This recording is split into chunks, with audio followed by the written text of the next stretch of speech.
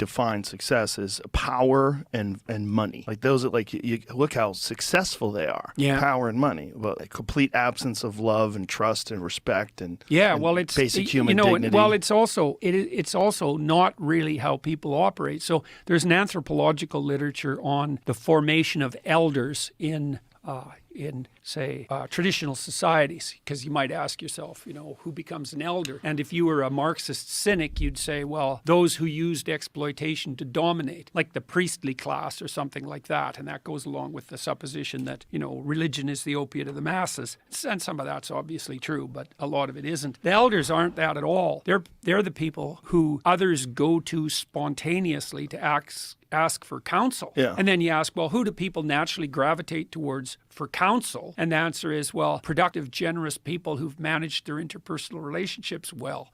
Because who the hell else would you go ask for advice if you had any sense? Like you might go ask the local dictator and kowtow to him if you need a favor to take somebody out. But if you're actually asking for counsel, you're going to ask someone who's decent and who's generous and who plays a reciprocal game. It's also the case, this is worth knowing too, the problem with a power game is that it's not playable, not in the final analysis. So Frans de Waal, the Dutch primatologist, has showed even pretty clearly in chimpanzees, you think the roughest, toughest chimpanzee rules the damn roost and he pounds everybody flat and he gets access to the females. And there's a little bit of truth to that because female chimps aren't sexually choosy, but the male chimps will chase weaker males away from them. And so if you are more powerful physically as a male chimp, you do have preferential mating access. But the problem with being a brute, even if you're a chimp, is that you have an off day and two of the chimps that you oppressed band together and tear you into pieces. And so what de Waal found was that in chimp troops, the stable alpha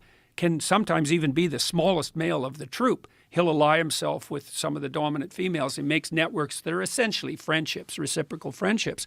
And that gives him a stable position, not of power, but of authority. And that's definitely the case in functional human societies. It's not based on power. Now, it's tricky because if it degenerates, then it degenerates into a relationship of power. And so that means the critics who make the claim that everything's about power are right in some sense when they're talking about nothing but corruption, but they're really 100% seriously wrong about the idea that it's power relation that constitutes the basis for the organization of any social interaction. It doesn't work in your marriage, doesn't work with your friends, doesn't work with your children, doesn't work with your business partners, doesn't work with your customers.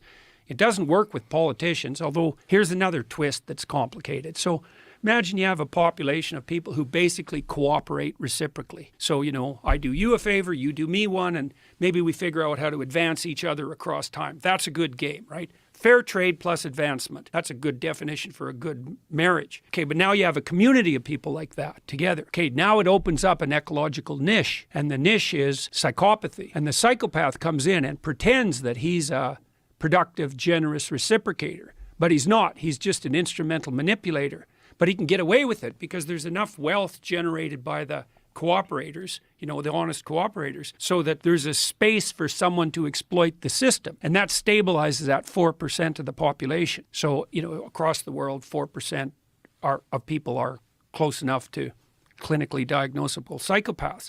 And that's probably better than being, paralyzed by fear and anxiety and just staying in your bed. It's better in terms of reproductive success, let's say, and maybe even success in general. But it's not a good game because in the real world, most psychopaths get found out pretty quickly.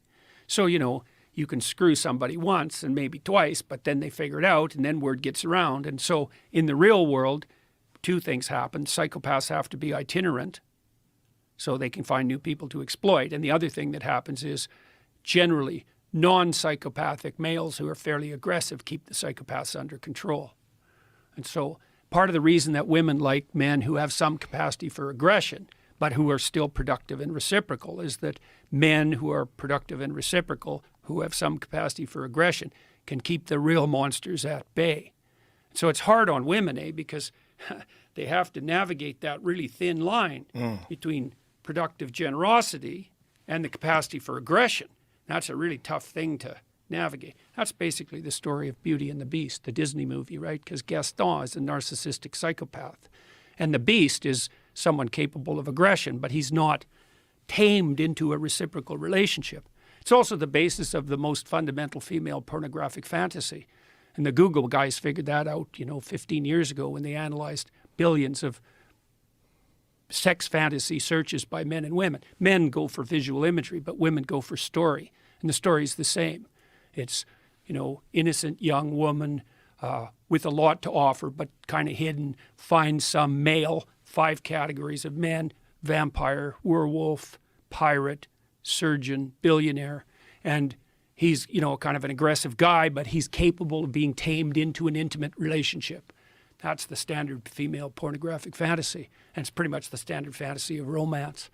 And so you can see, what women are trying to do in that situation is they're trying to find some guy that's got the capacity for mayhem, but that's under control, but who can integrate that into a productive, generous, reciprocal relationship. It's fascinating because the capacity for violence and the capacity for aggression is one of the things that's been actively muted in our male population. Yeah, well, there's a bunch of reasons for that, and some of them turn into positive feedback loops, like there's sort of self-fulfilling prophecies. So there's a lot of women out there who've never had a positive relationship with any male in their life, right? And maybe not only not a positive relationship, but really a series of pretty negative relationships. And so women like that are very leery of any expression of male ability of any sort because they can't distinguish productive competence from arbitrary power. And because they're trying to defend themselves because they've been hurt repeatedly, maybe they come from broken families and catastrophically arranged neighborhoods, one of the tactics that can be used in that situation is just to try to do everything you can to distance yourself as much as you can from any display of male ability because it can't be distinguished from psychopathy, can't be distinguished from the use of power. It takes a sophisticated woman to be able to make that distinction. So the other thing you see too is that young women are much more likely to be seduced by psychopaths than older women because the psychopaths mimic competence.